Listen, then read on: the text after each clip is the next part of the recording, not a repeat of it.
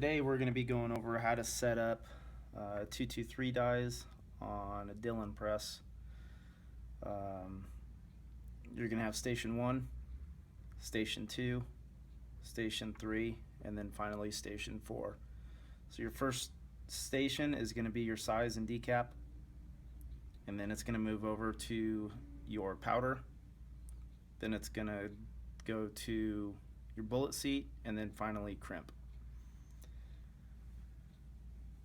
So the first one is your size and decap. This will be the most obvious because of your decapping pin. So first thing we're going to do is go ahead and run the handle all the way down so that it bottoms out.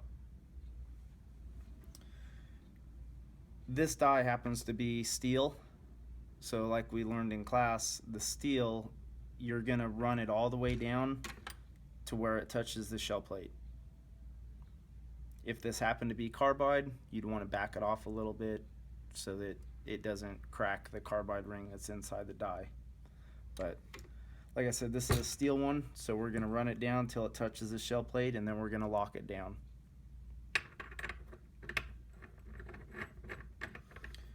As you're screwing these down, you want to make sure to watch out for this lock nut. Just make sure it's backed out all the way, or far enough to where it doesn't bottom out on your plate or your tool head and bind up.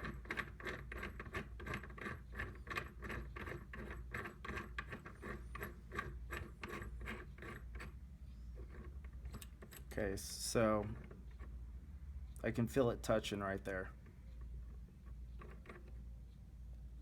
So now make sure you hold the die itself, keeping in mind that the die and the lock nut are two independent parts.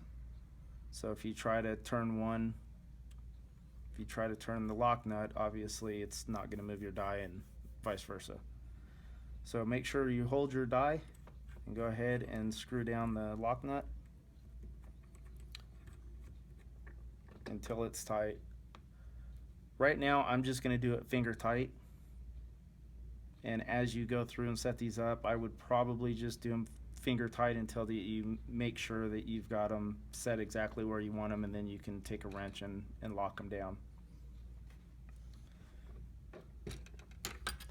Alright, so what we're going to do, we're going to go ahead and grab a 223 case.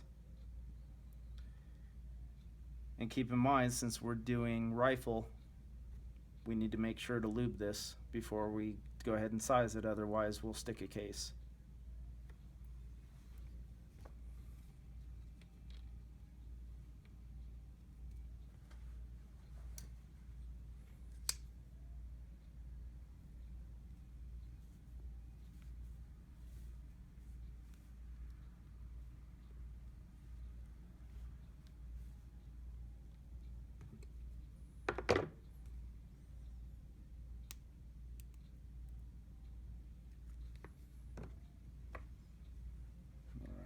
So we'll go ahead and put some lube on the case.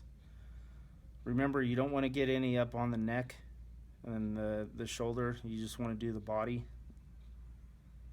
If you get any up on the shoulder, that's when you can get little dents and stuff in your shoulder.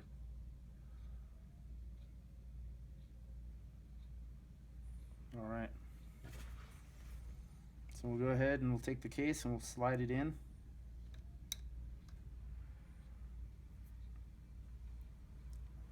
And then we'll go ahead and run the handle all the way till it bottoms out, and then pull it out. So now that just sized and deprimed your case. Now during this class, this brass has already been fully processed, so it's already been sized, it's already, the military crimp's been taken out, primers have been taken out, the trim length has already been done, the shoulders already, all the sizing and everything's been done on this. So there's still a couple of steps that you would normally have to do when setting this up on a brand new case that's never been touched, but for this class, we're setting it how you would initially set it up. But like I said, if you were using a raw case that had never been through this process, you're going to have to take this case, drop it into a case gauge, and double check your shoulder and make sure that it sizes properly. Otherwise, you might have to loosen this up and drop it down a little bit more, or raise it up a little bit, depending on what the case needs. But for what we're doing, this die is set. We've ran through and sized it, and if there was a primer in it, it would have deprimed it. So I'll go ahead and wipe the case off. After it's been through this die, you can go ahead and wipe the lube off. There's really no reason to have the lube on it going through all your other dies, because all you're going to do is carry that lube through all these dies and dirty them up, and then you're just going to have to clean them more often. So go ahead and slide it back in, and now we'll go ahead and advance it. Just take your thumb and slide that over. So now the next one that we're going to be dealing with is the powder. And the dye that we're going to be using today is a Lee powder through dye. So all this is going to do is allow you to drop the powder into the case without having to set it on a loading tray independently of the press. So this one's actually really easy to set up. Once again, you're just going to run the handle all the way down.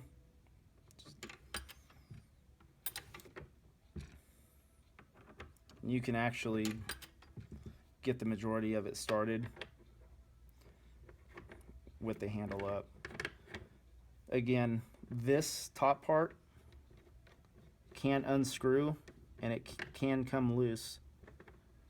So make sure when you're tightening and loosening that you're grabbing onto the die itself and not this or your lock nut.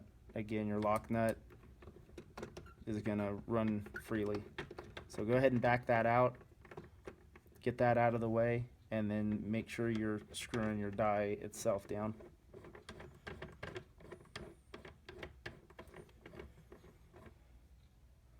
Okay, so what we're going to do, we're going to run the handle up. So now what we're going to do is we're going to run this die down until we feel it touch the top of the case. And there we go. So all we're doing is bumping the top of the case. We're running it down so it just sits on top of that. All we're doing, the inside of this die is just tapered so that it hits the top of this and allows the powder to fall in without making a mess. So if you have this die too far out, powder's going to go through it and then fall out of your case. Alright, so go ahead and hold your die and then tighten up the lock nut.